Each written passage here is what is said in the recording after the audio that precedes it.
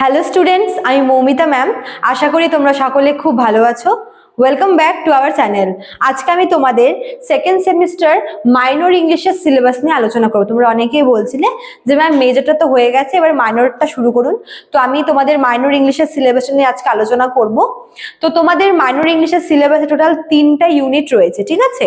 3টা ইউনিট নিয়ে আজকে আলোচনা করব। তার আগে বলে রাখি, যারা আমাদের কাছে অনলাইনে পড়তে চাইছো এই সেমিস্টারে, তারা আমাদের অফিসিয়াল নাম্বারে যোগাযোগ করতে পারো। আমাদের অফিসিয়াল নাম্বার দুটো আছে, একটা হচ্ছে 6295916282, আর একটা হচ্ছে 7076398606। হ্যাঁ, দেখো লেখা আছে এখানে নাম্বার দুটো।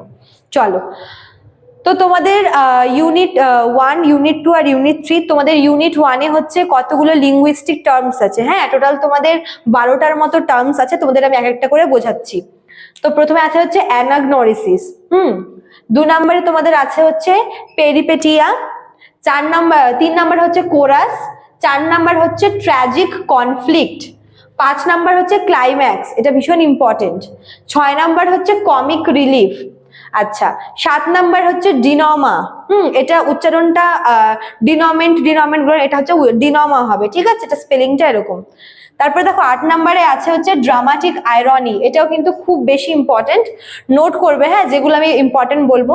9 নাম্বারে আছে হচ্ছে হ্যামারশিয়া, এটাও ইম্পর্টেন্ট খুব। 10 নাম্বারে আছে হচ্ছে হিউব্রিস, ঠিক আছে? 11 নাম্বারে আছে হচ্ছে সলিলকি। আর 12 নম্বরে আছে হচ্ছে 3 ইউনিটিস, এটাও ভীষণ ইম্পর্টেন্ট। তো এই 12টা তোমাদের লিঙ্গুইস্টিক টার্ম বা হচ্ছে ড্রামাটিক টার্মও বলতে পারো। এই ড্রামাটিক টার্ম 12টা তোমাদের আছে। এখান থেকে তোমাদের অ্যানাগনোরিসিসটা ভীষণ ইম্পর্টেন্ট, কোরাসটা ইম্পর্টেন্ট খুব বেশি, ট্র্যাজিক কনফ্লিক্ট, ক্লাইম্যাক্সটা ইম্পর্টেন্ট, কমিক রিলিফটা আছে ইম্পর্টেন্ট, এদিকে তোমাদের ড্রামাটিক আয়রনিটা ভীষণ ইম্পর্টেন্ট আছে, তারপর যে হ্যামারশিয়াটা আছে, আর হচ্ছে 3 ইউনিটি আছে, ঠিক আছে? এগুলো তোমাদের বেশি বেশি করে পড়তে হবে। আচ্ছা, এবার চলে আসি হচ্ছে ইউনিট 2-তে। এখানে তোমাদের দুটো গল্প আছে, একটা হচ্ছে জাস্টিস, ঠিক আছে? আর একটা হচ্ছে আর্মস এন্ড দ্য ম্যান। হ্যাঁ, জাস্টিস আর একটা হচ্ছে আর্মস এন্ড দ্য ম্যান, দুটোই খুব সুন্দর, বাট এই আর্মস এন্ড দ্য ম্যানটা হচ্ছে বেশি ভালো।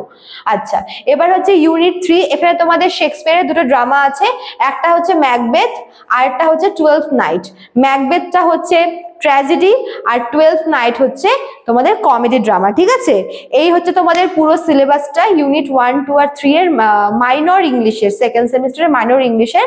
তোমরা একটু এটা হচ্ছে স্ক্রিনশট নিয়ে রাখতে পারো, অথবা তোমরা নোট ডাউন করে নিও, ঠিক আছে?